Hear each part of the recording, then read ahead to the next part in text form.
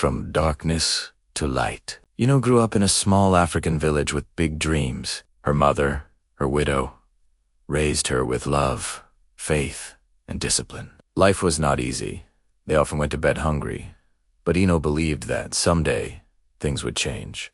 When an opportunity came to travel overseas, Ino's mother sold her farmland to pay for the trip. She hugged her daughter tightly and whispered, "Go, my child. Make me proud, but never forget who you are." With those words, Ino left home, filled with hope. The fall.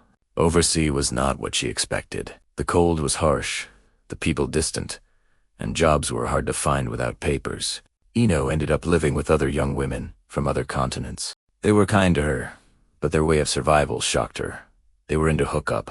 At first, she refused to join them. "I wasn't raised this way," she told herself, but as weeks turned into months, hunger and desperation became louder than her conscience. One night, with trembling hands, she stepped out with him. That single decision broke her spirit. She began to send money home, but every time she looked in the mirror, she saw shame staring back at her. She had lost herself.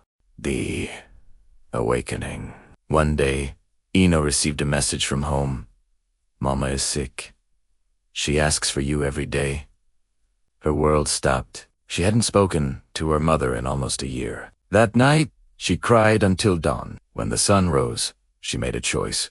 She would change her life. She went to a small church near the train station. There she met Sister Maria, a kind social worker who listened without judgment. For the first time, Ino shared her story, her pain, and her guilt. Sister Maria held her hands and said, "Your past doesn't define you. What you do next does." Those words lit a flame inside her. The rise. Through the church's help, Ino joined a rehabilitation program for women who had been trafficked or exploited. She learned hairdressing, makeup, and skincare. It wasn't easy. Some days she wanted to give up, but every time she looked in the mirror, she whispered, "I am not what happened to me. I am who I choose to become."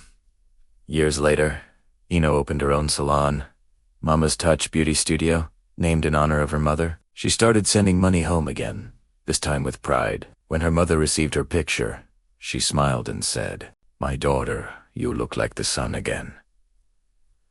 The legacy. Ino returned home to Africa, not as the girl who left, but as a woman reborn. She began training young women, teaching them hairdressing, business, and self-worth. She founded the Ino Foundation for Empowerment and Hope to help girls avoid the same mistakes she made. Today, she speaks at schools and conferences, telling her story to inspire others. Her message is simple but powerful.